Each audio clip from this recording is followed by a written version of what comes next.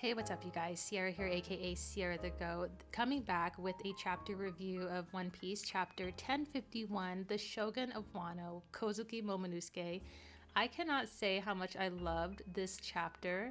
I did do the live reaction, but as you can see, I did not press record on my sound, so I filmed the whole thing with no sound. So good job, Sierra, there. Anyway, though, just starting off with the cover page, I'm just gonna go pretty quickly, like what happened, how I felt, and just give my thoughts on the chapter here. The whole thing with Germa, good cover story. Everything seemed really simple for them, compared for when they were actually on when we were actually on basically Whole Cake. It seemed like they were kind of weak, but they totally just destroyed everything in their path. They rescued their brothers, and they're good to go. So maybe they got stronger, I'm guessing, but I don't know. Whatever. I love Reiju, so if we continue with the Germa cover story, I'll be fine. If not, it is what it is. And then moving on with the chapter, how we got to see the people's reactions to the scabbards coming back to life. Basically, well, not coming back to life, but they've been thinking they've been dead this whole time. You know, their graves are up on the hill, the ghosts of the past. I really did love that. What I wasn't expecting was that whole bit with freaking Tama. That was so sad, just seeing her struggle even further. We knew this girl was already in the struggle. She was hungry, but she had to go through her parents dying and all of this stuff. And then basically with her and her fruit, how it came to be that she can't control these animals forever, that there's a time limit, basically a month. I really did like how Oda threw that in there, because people were saying she can be over OP, but I do like how there's a limit there. And I think that's going to be with a lot of people's fruits. There'll be some type of setback limit, so they're not totally just overbearingly powerful. And then Yamato joining the crew, it's kind of set in stone as of right now. She's joining.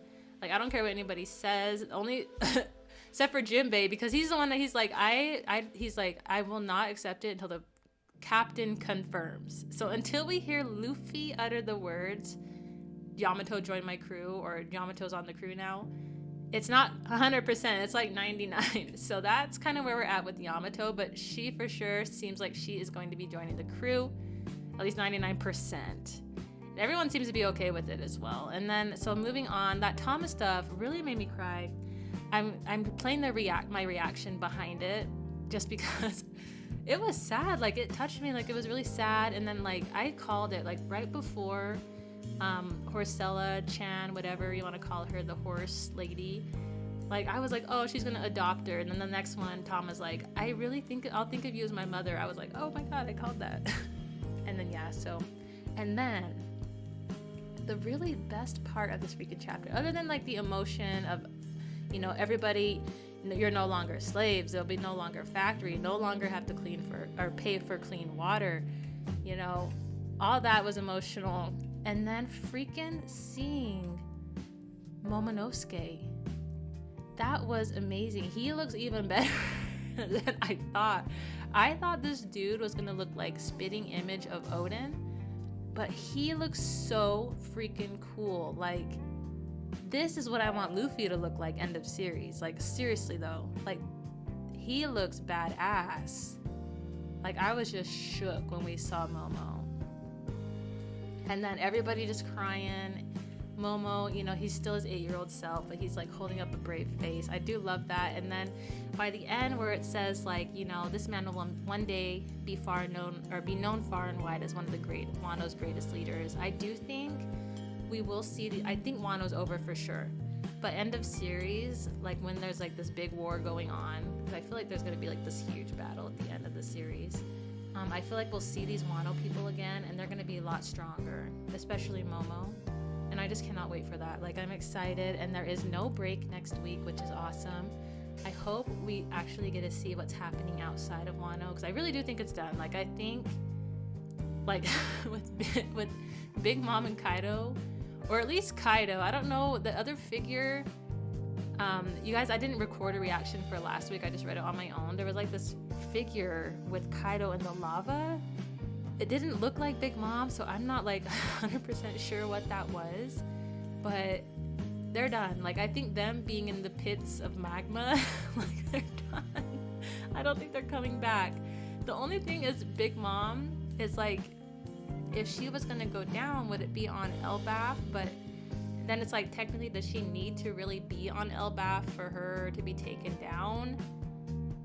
Like, it really, because she's already been in 2 arcs now, so it's like, maybe Oda just wanted to get these Yamako out the way. Like, we're done with them. They're in the pits of hell. They're done. Like, I think maybe that's kind of where we're at. So, but we still gotta go to Elbaf. So I don't know. Like, maybe Elbaf is just like one of those like happy arcs where there's not really like a thing going on there. I don't know. Or maybe they'll go there and they're like, oh my god, you defeated Big Mom. We thank you. Meet our leader Loki. And because I want to see like the giant arc. I just want to see Elbaf really bad. But anyway, that's kind of like my thoughts on the chapter.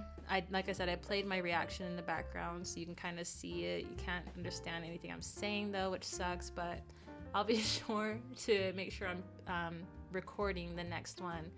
And then I'm going to try to get my live reaction to the anime out as soon as possible, because I know there's another episode coming out tonight. I'm trying to catch up with everything, so just bear with me here. Anyway, you guys, I hope you guys have a wonderful rest of your weekend, and I'll see you guys in the next video. Peace.